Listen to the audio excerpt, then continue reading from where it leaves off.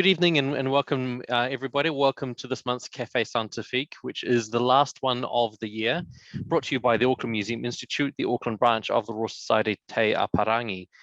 Tonight's talk will be recorded and uploaded to the AMI YouTube channel, hopefully later this week, if not in a week or two's time. Normally we would mute everyone's microphones, but tonight we're going to do things a little bit more interactively. But just a note that if you leave your camera on, you will be picked up in the recording, which is something we discovered in last month's recording.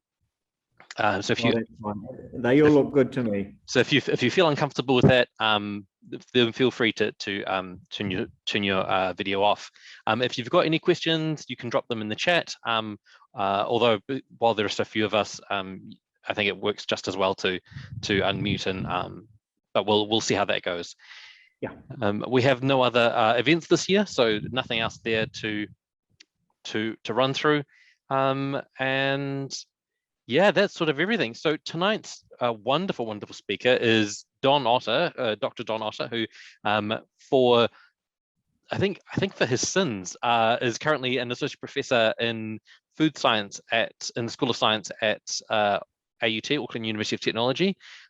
He has a huge amount of experience, and I'm not going to read through the whole thing because that would probably be a whole cafe in its own, reading his little bio there. But he's talking to us tonight about everything we've ever wanted to know, wonder, or just been curious about A2 milk. So I'll hand over to Don now. Excellent. Hi, guys. So I always ask, the first question I'll ask you guys is, how many of you drink milk? Put your hands up. Anyone? One. Two. Oh, your one's hiding, Marilyn. It's hiding over there. For those who don't drink milk, is there a reason you don't drink milk? I drink non-dairy milk. Non-dairy? I have a plant-based diet. So. Okay. Oh, that's good. That's good. Scott, what are you? I don't actively drink milk per se, but I do still cook and use milk in a variety of products. I think just I'm so white and my background's so white that my hand disappeared into the into the background. I'd just like to say, Don, that I drink a variety of milks. Good. And that's why I'm interested in A2, because I want to know if, in fact, one should be drinking it. So you're going to tell us. Yeah. I can tell you whatever you want me to tell you. How's that? Oh. Dangerous. And I see Lynn's just coming on board. So that's the first question I ask, and then the second question, for those who do or have drunk milk, how many of you don't drink or do drink milk, but you have an intolerance to lactose or you have an allergy to milk? Anyone? I have had. Okay. So is it an intolerance? Is it lactose or is it something else? Do you know? It's an allergy. So that what is the allergy to? To dairy, but Okay. It's got to do with another condition. But I'm small bananas, so don't worry about me. No, that's fine. And Nadine, is it lactose intolerance? Yeah, lactose intolerant. I'm also celiac, so just all kinds of weird. Yeah. No, that's good. We how can I say this? We understand that there's a lot more people that have all these different intolerances and allergies. And the big thing I try to get across to people, the difference between an intolerance and the difference between an allergy. If anyone knows that. So with milk, you normally have an intolerance to lactose. Okay, what is lactose? The sugar. Anyone know what lactose is? It's a sugar? Yep. So how can you have an intolerance to a sugar? We eat sugar all the time. Mhm. So that's quite an interesting question. The thing about lactose is that it's made up of two sugars, glucose and galactose joined together, okay? And it's actually not as sweet as normal sucrose or sugar. And what happens in the baby, we have a gene that activates an enzyme, lactase or beta-glucosidase, which chops the bond between the two sugars groups, and it creates lactose and galactose and glucose. Okay, so that's what gives the baby energy. So that's good. Hi, Rosemary, how are you? That gene normally gets turned off after weaning. So we're talking say 10,000 years ago. And so after that, the baby, it wasn't a baby or an infant at that stage, couldn't tolerate lactose because it didn't have the gene that made the enzyme that chopped up the lactose, and the lactose itself doesn't get digested by the human, but it does go down into the intestine and it gets chopped up by bacteria, and that can cause diarrhea and discomfort and stuff like that, bloating. So we were never really designed to keep drinking milk after we'd finished about 3 or 5 years old at the latest. It was our whole bodies were designed so that after that we would then start having whole foods. Now, about 8,000 years ago, and this is about the time that humans started bringing in cows, etc., and goats and collecting the milk, the body evolved so that that enzyme, the gene for the enzyme, was never turned off. So now we could tolerate drinking milk because that enzyme was always there. And that hasn't happened throughout the whole of the world's population. There's only probably about 20 or 30%. There's a huge amount, a huge proportion of the world that still can't tolerate milk because of that. That gene for the enzyme isn't turned on. Okay, so when someone that doesn't have that gene turned on drinks milk, it goes through into the intestine. The bugs say, "Oh, yum, I'll eat that." They make all the gases, they make other side products, and that's where you get a runny tummy and bloating and discomfort, etc. So that's what's called lactose intolerance. Okay, so that's one thing with milk.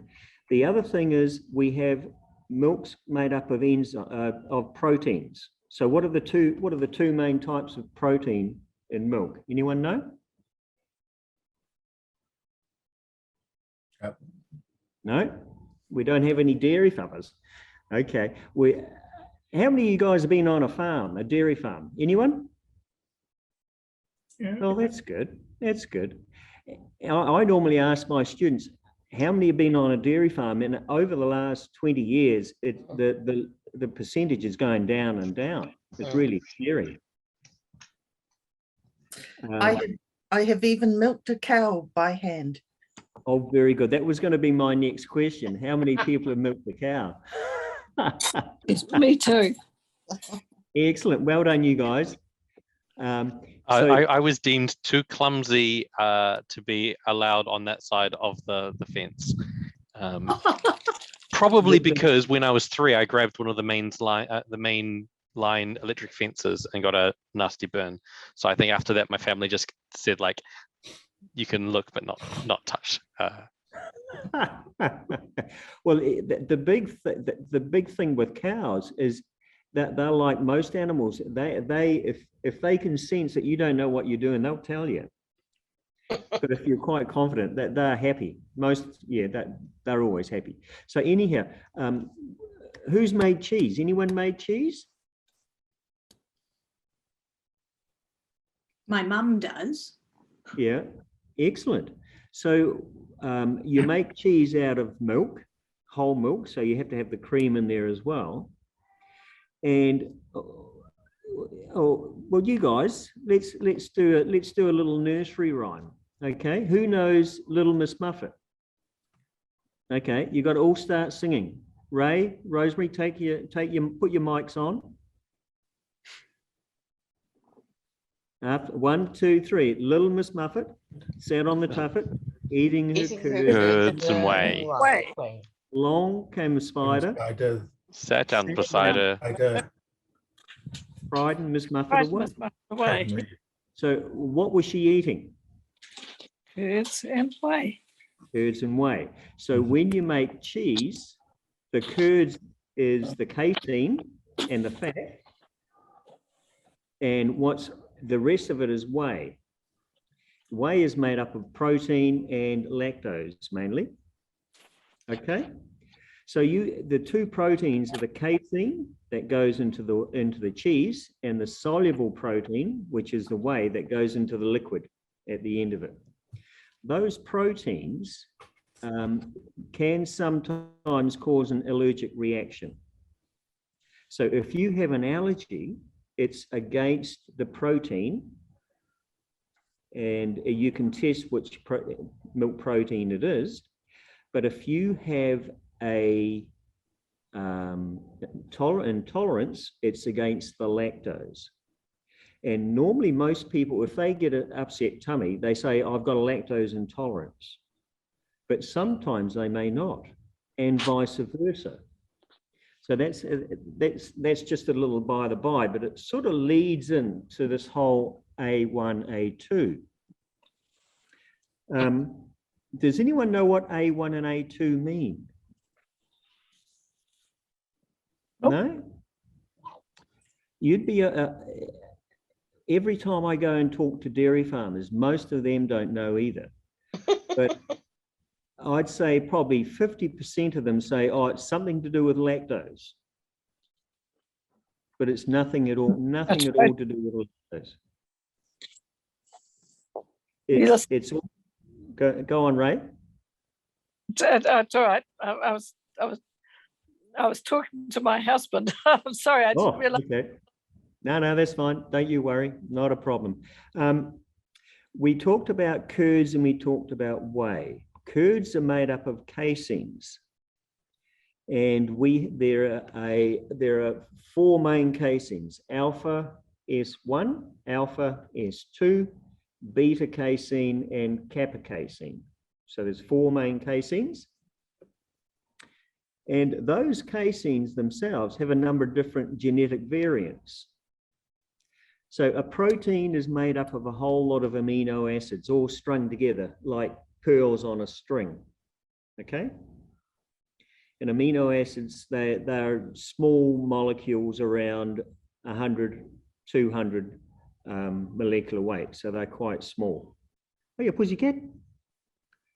I bet your cat likes milk. She's never had milk. She's only ever had water. Oh, wow. Okay. And so it makes them sneeze. That's why it makes them sneeze, and then they get to bed in the middle of the night. And they come up and they sneeze all over you. Oh, yeah. So that is probably a lactose intolerance. Okay, it's not an allergy; it'll be an intolerance. So the proteins can have different variations, genetic variations. And that goes all the way back again to the DNA that they're made out of. So it all goes back to the genes. And with the beta casein, you can have up to 15 different genetic variants. And 2 of those are called A1 and A2. So with these casein proteins, you have about 200 amino acids all strung together along the string. And there's only one of those amino acids that's different between beta casein A1 and A2. The story of A2, who knows when A2 first came on the market? Who remembers way back then? Is it about 10 years? I thought that the history went back a bit further, and that there was a decision way back whether we should basically make sure our herds were produced A2. And at that point, they decided, no, don't worry, we'll go for A1. But that was a long time ago, wasn't it? Yes. So back in the 90s, I was working for DRI, Dairy Research Institute, down in Palmerston North. I'm in Palmerston North now. I'm in the local movie theatres at Palmerston North. I've just been to 2 films at the film festival today. Oh, Just to make you guys jealous. I didn't have time to get home, so I'm still in the movie theatre upstairs, projecting out to you guys. And what happened then was there was a Bob Elliott from Auckland University, from the med school. Lovely man. Yes, he was looking at some epidemiological data. Okay, here's a good question. What does epidemiology mean? You guys must all know that after COVID. Indeed, we do. It is the study of the effects of an epidemic across a population. Ooh, we sort of make it a bit broader than that. Or you might. The study of patterns of disease. Yes, it all comes down to patterns, population patterns. How different populations handle, say, sickle cell anemia, for example. That there's only some populations mainly of Black people that have sickle cell anemia. Sorry. What's the one that the Royals have? They had one, didn't they? Hemophilia. Hemophilia. That's the one. Yeah. Well, sickle cell is a defense against malaria, isn't it? Well, actually, no, it's the homozygous sickle cell, but having it from one side gives you some resistance to malaria. Oh, okay. I didn't realise that. Yeah, they always use that as an example in first year biological anthropology as a fascinating thing where they say, well, it reduces your lifespan, but it doesn't reduce your lifespan quite as much as malaria does. So it's always deemed a chalk it to a win, because apparently sickle cell anemia will kill you in your 50s, which is better than dying in your teens. Right. So epidemiology is really looking at populations and how they respond to things. And Bob Elliott looked at the populations of a number of different countries and looked at the different cows that they had and the milk that they got from cows. So there's a number of different. What's the main cow that we have in New Zealand? Does anyone know? The main milk cow is Frisian. Frisian? And Jersey. Yeah, Frisian, Holstein Frisian. Those are the black and white ones. Yep. They're the main cow, and just through evolution or whatever, they normally produce about 50-50 A1 and A2.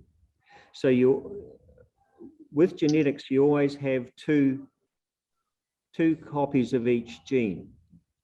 Okay, so you can have The Jersey, for example, normally has about 90% A2 and only 10% or 5% A1, whereas the Holsteins are normally around 50-50. And that again, that happened about 10,000 years ago, that genetic, they've traced it all the way back to that genetic variation. So if we only had Jersey cows, we would mainly have A2 milk. But Jersey cows are quite small cows, so they use them on boggy land like Taranaki because they don't pug up the ground as much. But Holsteins or the Frisians have come through because they're a lot bigger cow and they produce a lot more milk. So just natural selection, all the farmers, that they want as much milk as they can for the payout, obviously. And that's why most of the milk that we get nowadays, or back in 1995 when this first happened, was A1, A2, and there's about 50-50 of each, okay? But in some countries, they just had cows that were either all A1 or all A2 or different ratios. And Bob did some stats to show that as the percentage of A1 milk increased in the herd, the incidences of some diseases like type 1 diabetes, cardiovascular disease, autism, the incidences of those went up as well. So this is statistics at its either at its worst or at its best. So they were careful to say in their papers that there was a correlation when you matched one against the other. The correlation was somewhere around 0.8 or something like that.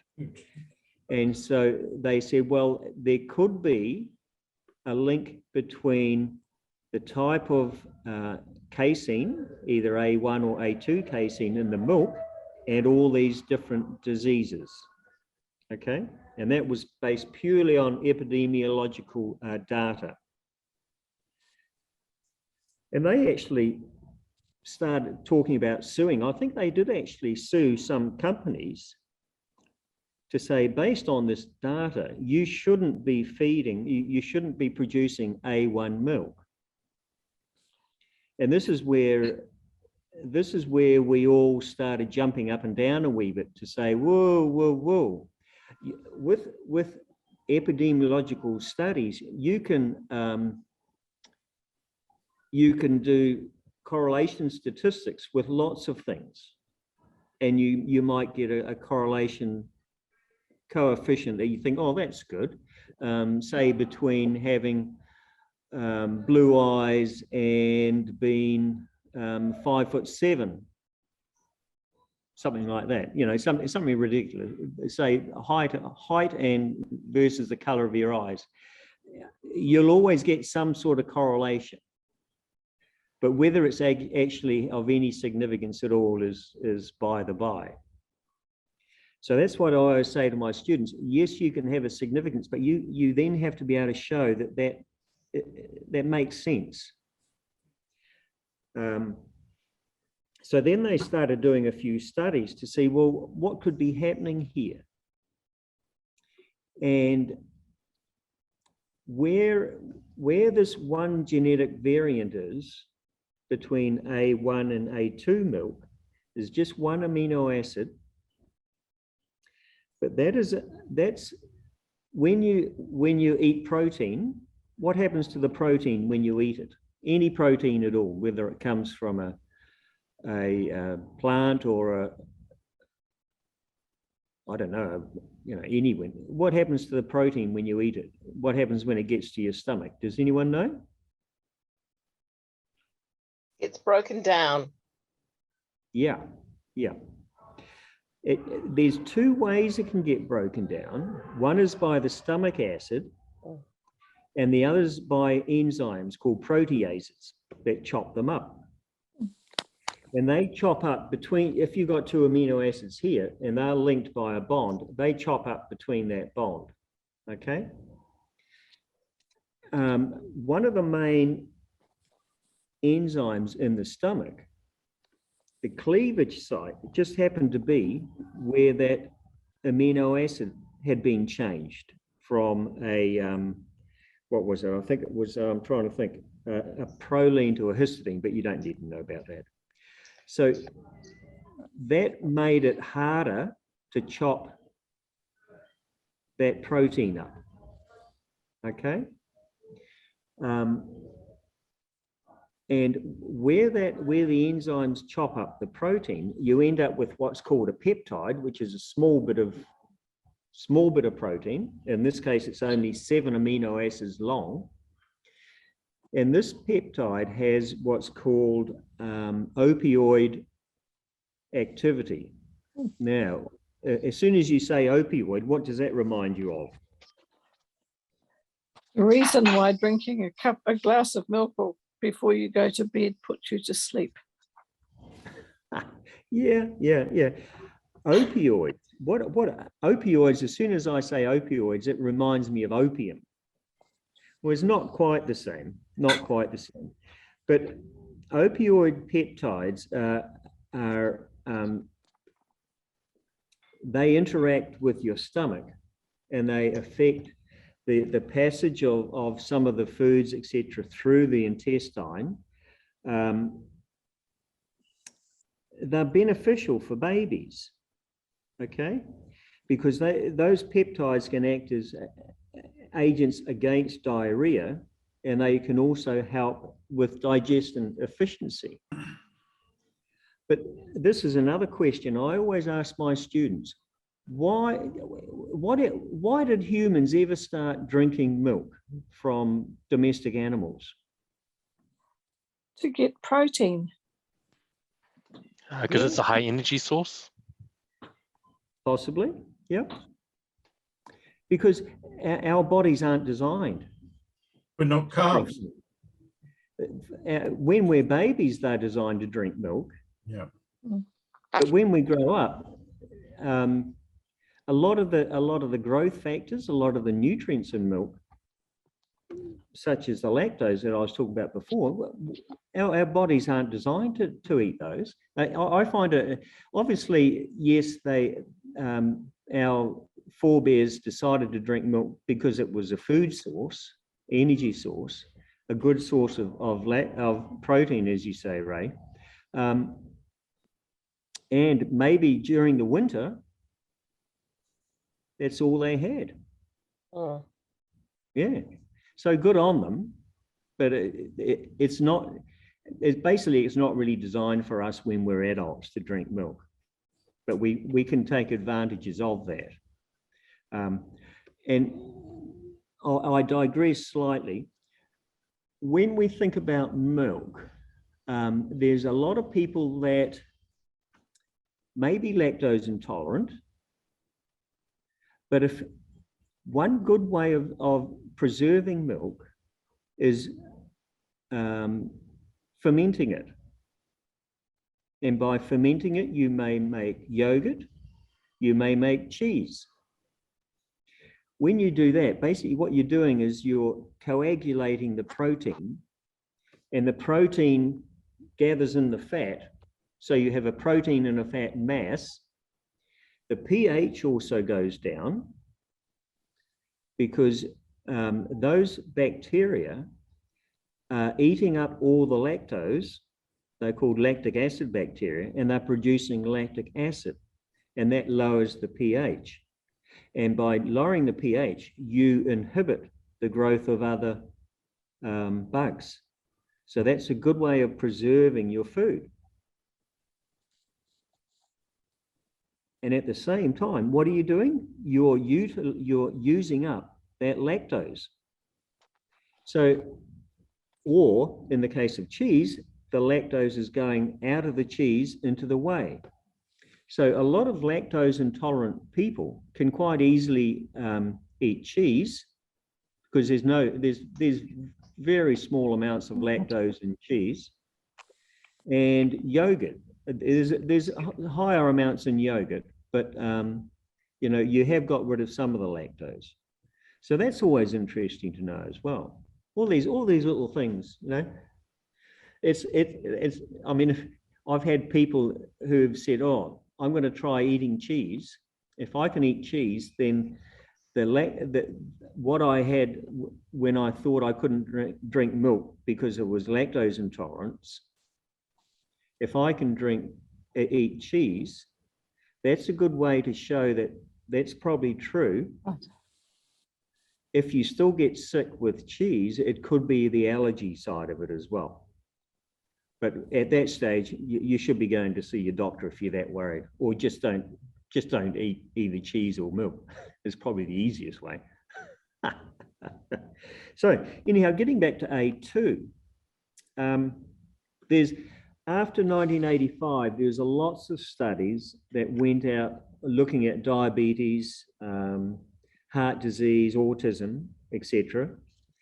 And as you said, I think, was it Rosemary, they found no real evidence that that this hypothesis was correct. So with science, it's always hypotheses, and you try to prove it one way or t'other. And then A2 milk came about, 2005, I think. They're still convinced that it's there's something in there. Since 2005, they've commissioned a lot of studies to really have a look at what is actually happening.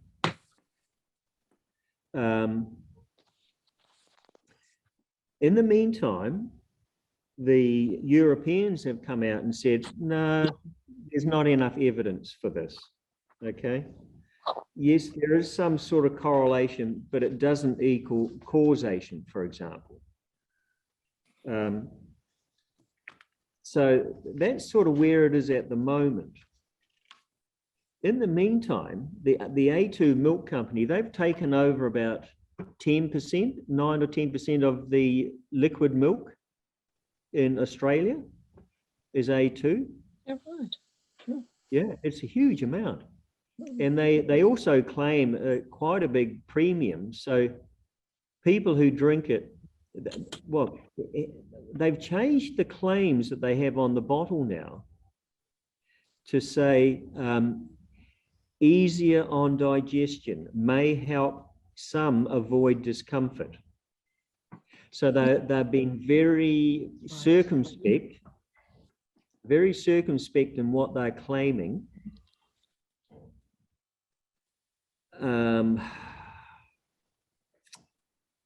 But on their website, they still say that the A1 in milk can cause inflammation in the gut. But they, like all these things, you have to be very careful on what you say, because someone's going to take you to court if they don't like what you've said. So where are we with A2? How many of you guys any of you tried A2 milk? Where do you get it? You can buy it in most supermarkets nowadays. Oh, okay. As a liquid product. Oh. A lot of A2 has gone into the Chinese market for infant formula. Uh-huh. And that's one of the reasons why the A2 milk price, share price has gone up so high, because they can get a premium over in the Chinese market for it. Okay. There's been a lot of work being done on it.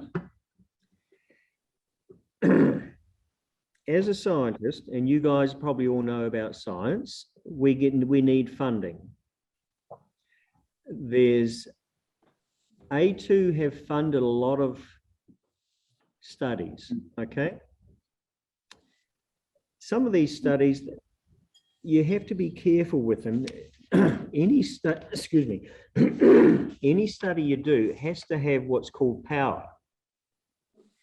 And normally for any food sort of study, the power is related to the number of people that's in the study and also the controls that you have.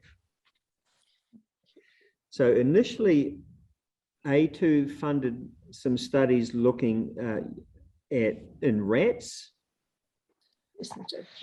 and seeing what happened with rats, which you could argue, okay, rats aren't the same as humans, but you know, they're a reasonable approximation. Some of us are more ratty than others, I suppose you could say. Although with a surname like Otter, I'm thinking I'm more otterish than rattish. And they've also funded some human studies, and most of the human studies have come out of China. Some of them, they haven't had a lot of people involved in the studies. They had one recently where there was, say, I think it was about 600. So that was a reasonable size. And what they looked at was feeding people A1 and A2 milk, and then have a look at their stools, their poos. And they had to rate, the people had to rate how consistent their stools were on a basis from 1 to 9. So it's within the individual, it's sort of, there's a bit of variation. And what they found was they had what they claimed was significantly different, higher stool consistency with A2 milk, i.e. it wasn't as runny. But the numbers they had on a scale from 1 to 9, they had, wait a minute, look it up, 3.87 versus 3.57, 3.56. So that's a variation of 0.3 on a scale that goes from 1 to 9. So if you multiply those by, if you multiply 1 to 9 by 10, you get 90, near enough to 100.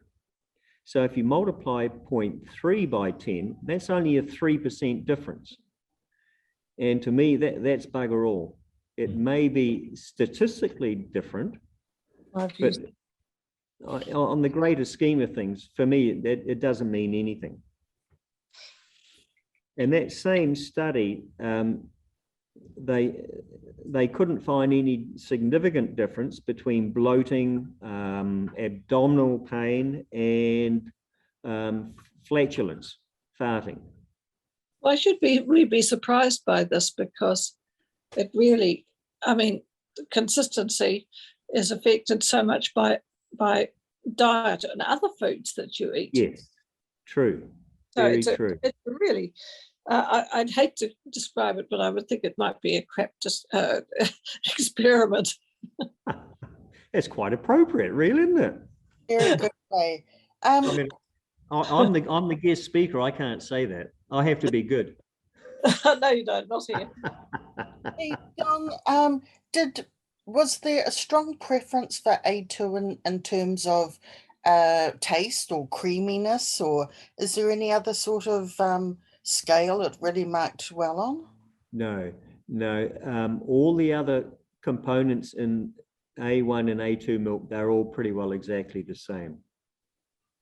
So the fat content, the lactose content, etc., there's very little difference. Well, statistically no difference. Yeah. So it's really just this one one protein, the beta casein. Yeah. I've tried it a few times, and in one regard, I can see that it's consistently different from. I have light blue milk, and Oh, yeah, the Anchor light blue and the A2 light blue, and the A2 takes longer to overflow my cup in the microwave. It takes longer to bubble. Well, that's What you'd have to do with the light milk to see what percentage fat the milk actually is. Just 0.5% difference makes a big difference in the microwave. I haven't looked at that, but I love that. That's good. I'm going to have to look that up myself now. To try Well, it out. please do, and I can always edit that in to the video later with a here's an update. Yeah. and remember that if you're doing that kind of experiment, it's your job to clean the microwave. Okay. That's true. Yeah, don't you worry. My wife would make me do that. That's fine. I mean, or the alternative is to turn it into a student study, get the student to do it, and then make the student clean up their own mess. I mean, just to play devil's advocate for a second. That's no, that's good. I like that. What I did last year, I had a student. So what we can do, we knew the ratio, because most of the New Zealand herd is Frisians. The Holstein Frisians, we know, and we looked at the milk back in 1995, it was about 50-50 A1 and A2. And as one of you said, I can't remember which one it was, that in the meantime, there was a big push, I think it was Rosemary, there was a big push to say, right, let's make the whole herd for New Zealand A2 milk, A2 beta casein in the milk. And that would have been a good thing to do. What I got my student to do was we collected milk samples from supermarkets all the way down in Dunedin, all the way up to Auckland, etc., and Fonterra. And we looked at the ratio of A1 to A2. So that's after 25 years. All these farmers know about A2. What do you think the ratio was after 25 years? Anyone hazard a guess? I'm going to guess it's mostly the same. Would it be? Yeah, pretty much unchanged.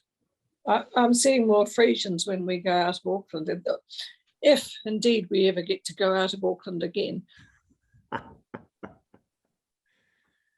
Marilyn, you're looking puzzled. What do you think? Sorry, you're on mute. When I was in Taranaki earlier this year, I was surprised at how few Frisians there seemed to be. Right. Okay. So there are lots of jerseys. Yeah. Anyone else? Rosemary? Nadine? Well, I would be interested. So when you're sampling, I guess the milk is not divided up when it's sent to the factories between A1 and A2 unless it's been marketed explicitly as A2. So are you looking like just like a proportion per sample even? I mean, yeah, okay. Yeah, so we're just taking a 2-litre bottle out of the chiller. So, for example, down in Wellington, we collected about 20 different samples of different manufacturers' milks from the same supermarket. Okay. But if you were in an area that was actually collecting A2 milk, then wouldn't the proportion of A2 be lower in the rest of the milk that you got in that area?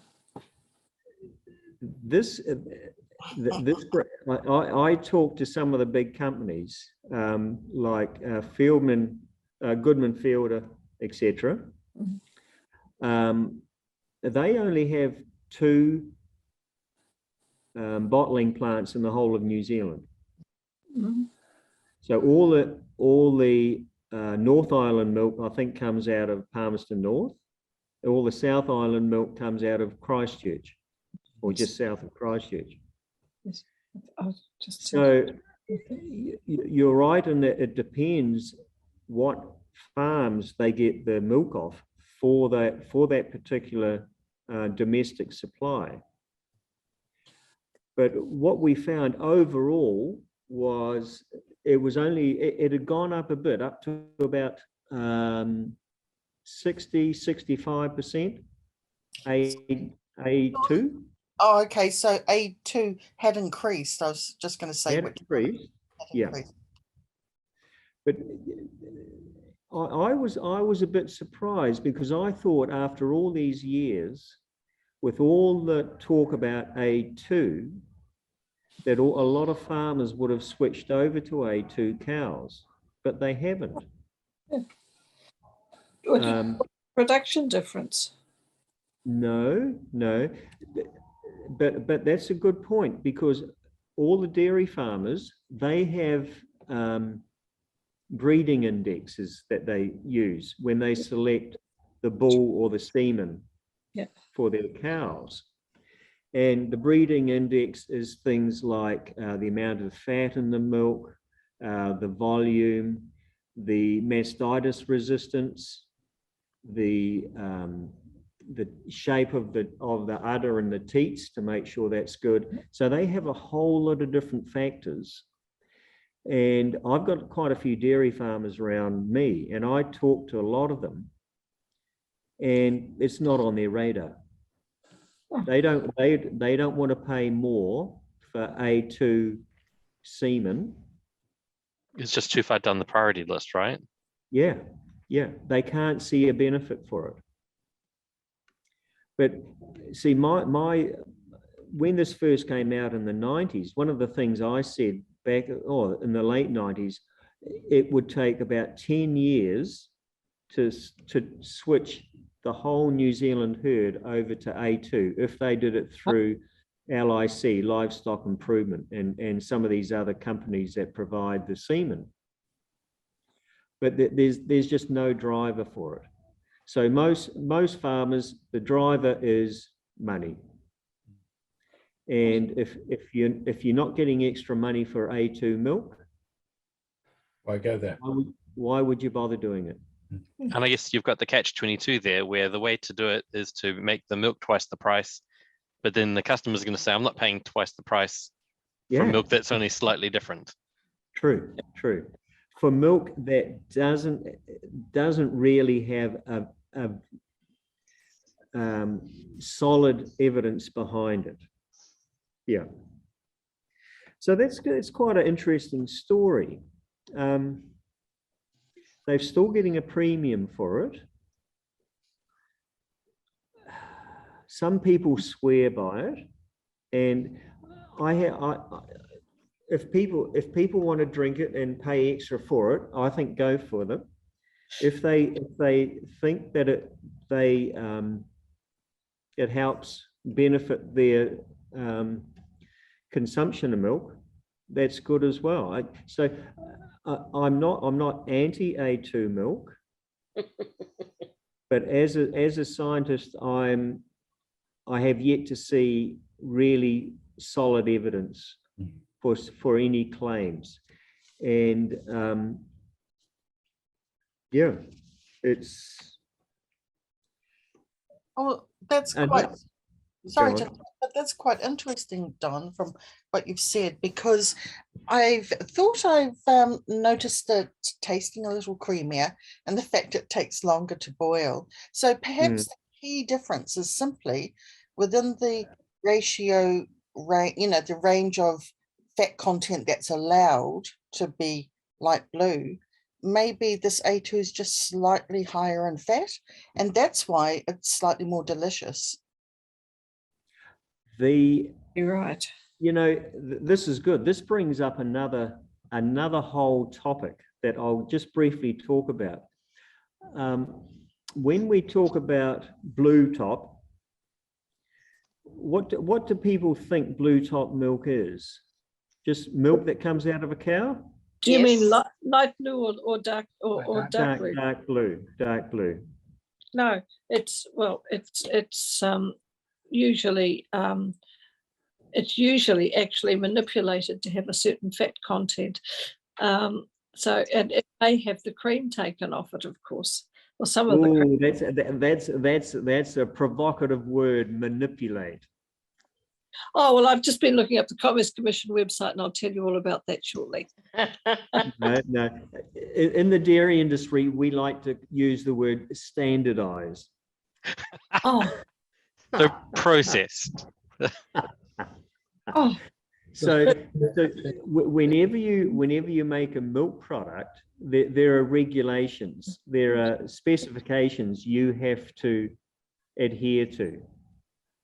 So for dark blue top, it has to be something like, I can't remember exactly, it might say 2.5% fat,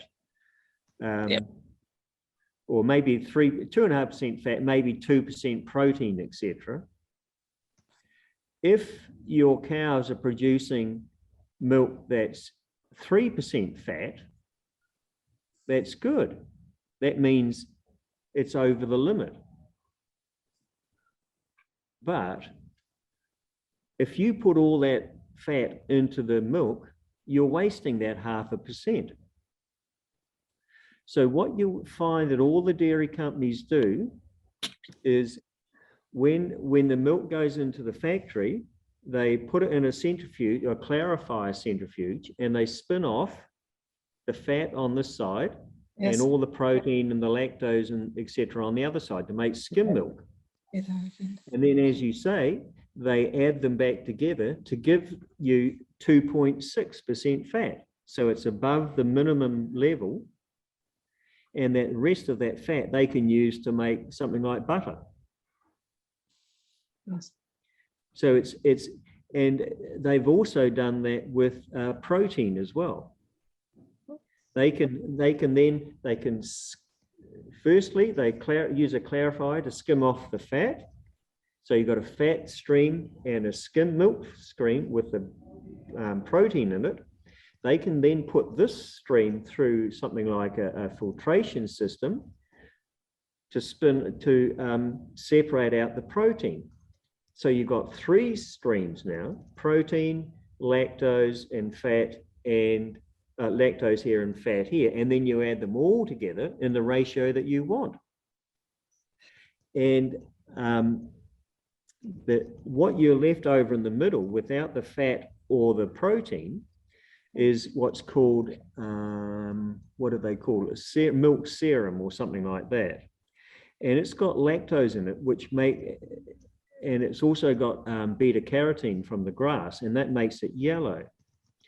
And this was, you'll probably remember a couple of years ago in Australia, they were all complaining about this horrible milk that they have, that it's been played with. It's Frankenstein milk, I think I remember someone saying. And you could argue, yes, that's true, but it's just a standard product that they're trying to maximize the value out of. Whether that's good or bad, but if a company like A2 is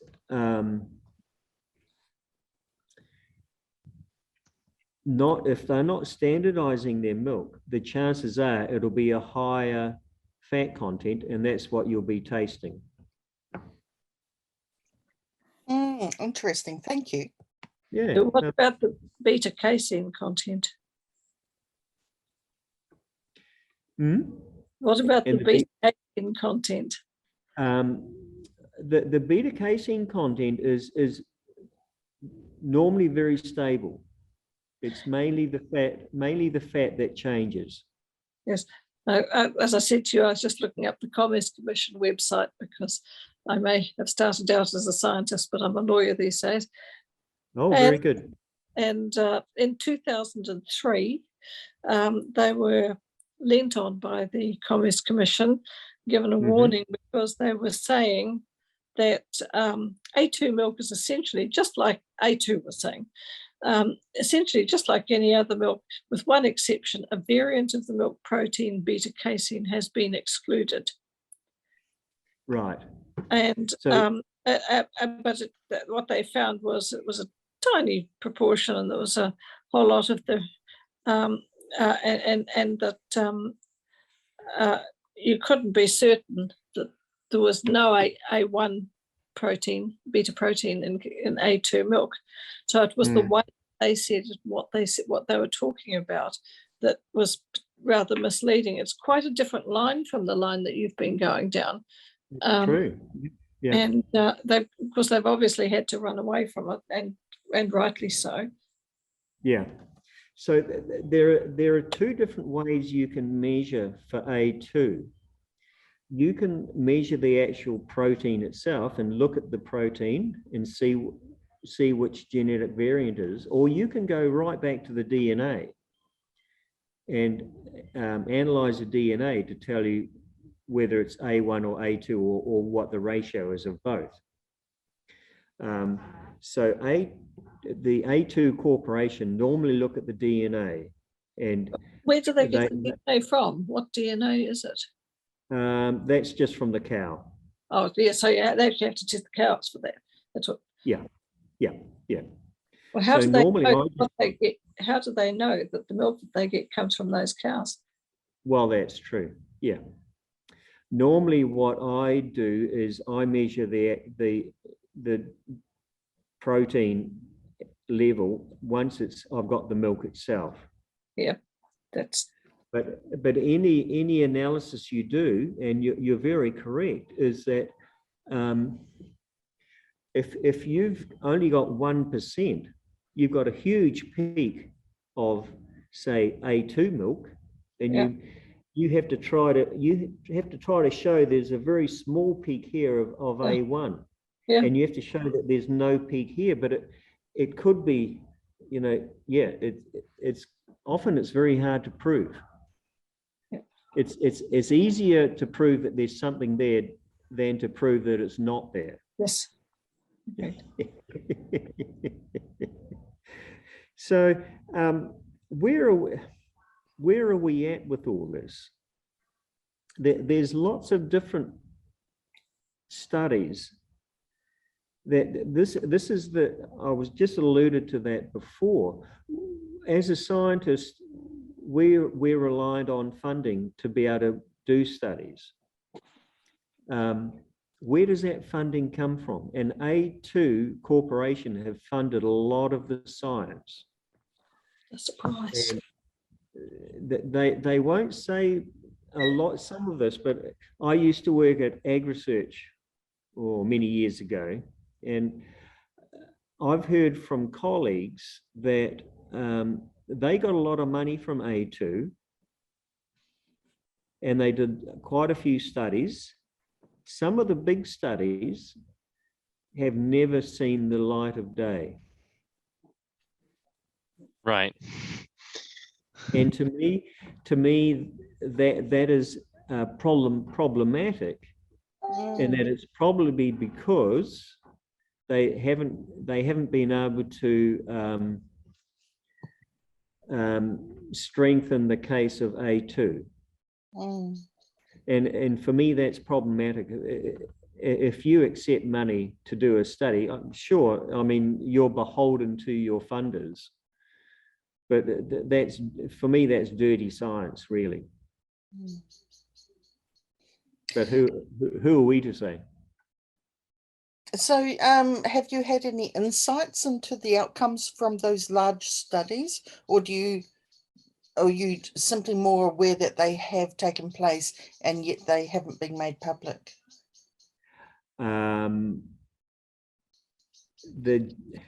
I have to be careful here. Yes, of course, and it's been recorded. So please feel free to ignore my question. No, But I find it very interesting, and it's been an interesting chat, and I'll think of A2 sorry, when I go on. have it tomorrow morning.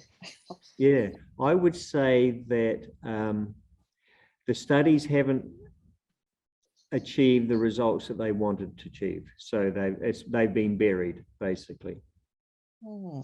So it doesn't mean that there are negative results so much for AE2, but they are not a resounding causal result that they can hold up as a banner. So they may not be bad so much as a correlation rather than causality that they can pin something on. Yeah. I mean, they're definitely not bad, as in, milk is milk. Yeah. But they wanted to show that A2 milk, drinking A2 milk was really good for you. And I don't think they've been able to show that yet. But really, were they longitudinal studies? I mean, how many years have they been going for? And can we expect to see results in some of the things you mentioned earlier? Pretty long term, aren't they? That's true. And that's where I have to be careful. I don't know enough about the study design or anything like that at all. So I can't really, I can't comment further. Of course. Yeah, but my opinion is the New Zealand dairy industry should have got their shit together years ago and just converted the whole herd over to A2, the whole New Zealand herd. And then if in the future sometime there's evidence that supports A2, we're there. And it doesn't, if you get the right bulls and the right sires, it doesn't affect the breeding index. But the big thing is the farmers don't understand. And if they don't understand, they don't see any reason to change. But it still begs the question of what is the advantage of A2 milk anyway? True. And I won't say that there may be an advantage in the future that we haven't found. There could be. But at this stage, we haven't had the studies that prove definitively that there is an advantage. So at the moment, the only advantage is that some people may be less intolerant to A2 than they are to standard milks. Yes. Okay. So if someone feels better drinking A2, then they should go ahead and do it. Yeah, go for it. Yeah, I agree. Yep. As long as they don't mind paying the premium. And if we did change our entire herd over, it would be a marvelous marketing ploy for New Zealand. Yes, that's true. Yeah. And I mean, this brings up another point. We could have converted the whole New Zealand herd to organic, for example. I did some work on organic milk about 10 years ago, and we still wouldn't have saturated the organic milk market, the global organic milk market. I mean, we're still tidy. Here's a good question for you guys. How much of the global milk supply does New Zealand produce? It's about 6%. I want to say between 5 and 10%, which seems like a small number, but when you think about it on a global scale, you realize that that's actually still pretty big. That's my $1 bet. Rosemary? I have no idea. Okay, it's between 2 and 3%. We're tiny. We are tiny, but we are the world's biggest exporter of dairy products, or we were. I'm not sure if we still are. And that's mainly because if you look at Europe and you look at the US, most of their milk is for domestic sale. So that they don't have a lot left over to export.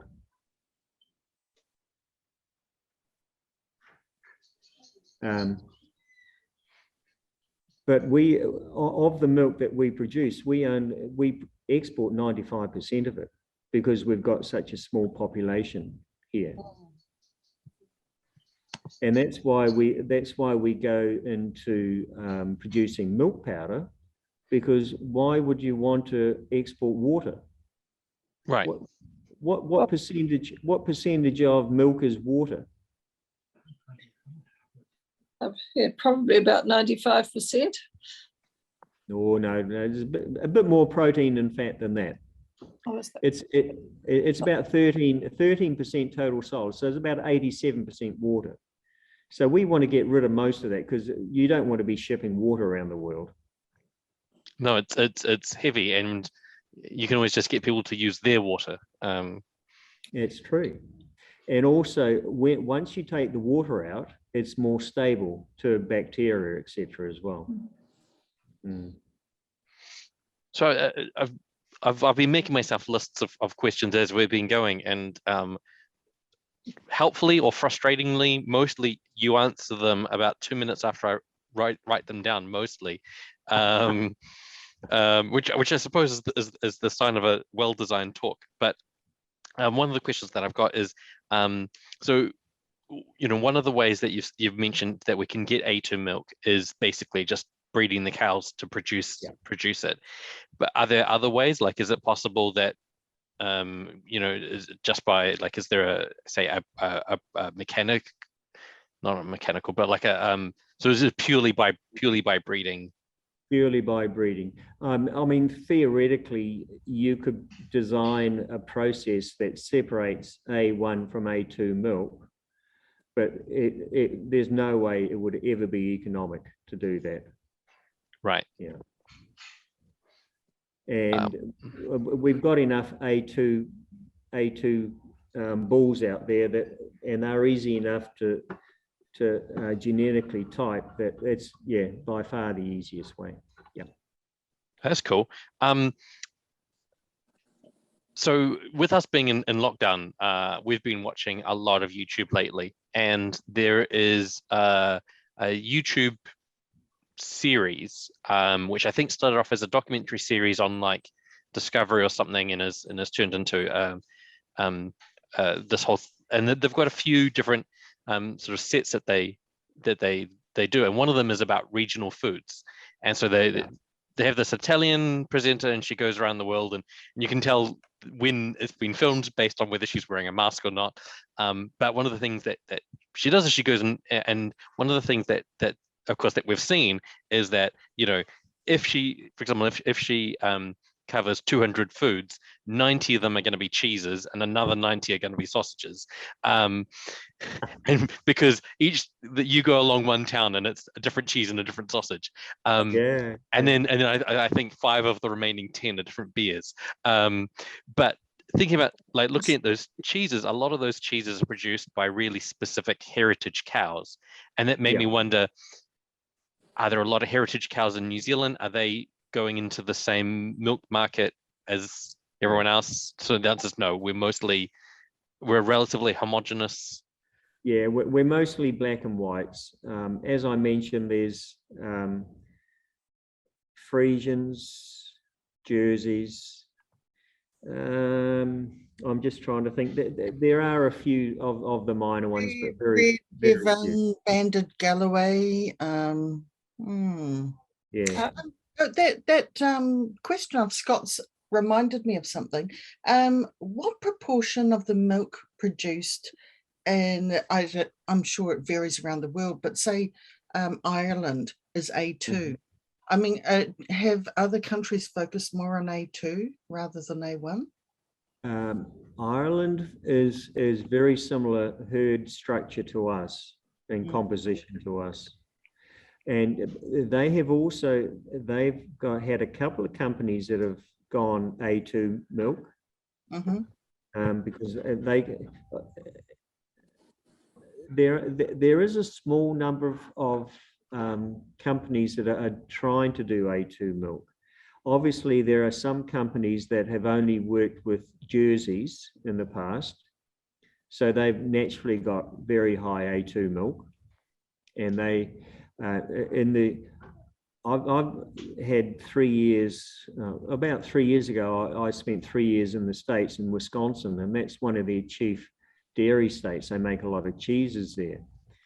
And there are some companies there that are all jerseys, for example, and that now they can trade on the fact that most of their milk is A2, 99% is A2. So that's really good. That's really cool. I had another thought about non-cow milk. So, Yeah. or rather the black and whites that we've got, you know. So, Goat's cheeses and goat's milk. And yeah, I was just thinking about that, and Sheep milk. could intolerant or allergic people potentially, like, could there be a potential market for animal milks from other animals that would be potentially, because is lactose specific to cows? This is a question that is really interesting, because human breast milk has higher levels of lactose than cow's milk. And again, a lot of people don't understand that or appreciate. I won't say they don't appreciate it, because they don't have a full understanding of how lactose is used by the baby. So all milk has lactose in it.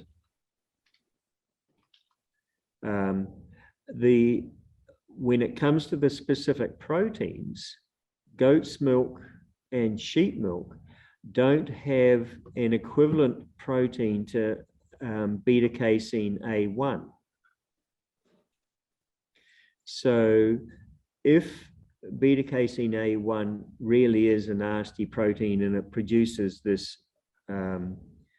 beta-casomorphin 7 opioid peptide, those other species don't have that capability. But even this peptide, once it's produced, there's not a lot of evidence to say that it doesn't get broken down further. The gut is, the whole operation of the gut is to break down the fat to fatty acids that we can use, and to break down the sugars to energy, and to break the proteins down to peptides that can then get absorbed in the intestine as a source of nitrogen for the human. So my feeling is that, yes, you can go after specific compounds, but you have to be able to show what happens to them in the whole body system. Mm. So theoretically, if mammalian milk would have lactose and could potentially be a food source if you can cope with lactose and you don't have an allergy. So if we could just get like one small herd of whales. Yeah. Okay, I was thinking a similar question, but I was thinking, like, you know, what if we started using other Bos species? So, you know, rather than using the Bos taurus, but thinking about, you know, okay, you know, not just specifically dairy cows, but thinking, well, what about their cousins, like the aurochs and the yaks and the oxes and all of them? And Rosemary's like, no, Scott, you're thinking too small. Let's think completely outside of the box. Well, I look forward to seeing you producing an auroch. Yeah. Another interesting question is, all the milk the dairy milk that's produced in the world, what is the animal that produces the most? Do you mean in terms of volume of the animal, or? Yeah, in terms of volume over the whole world. Oh, okay. So the number of liters, regardless of the size of the animal. Mm.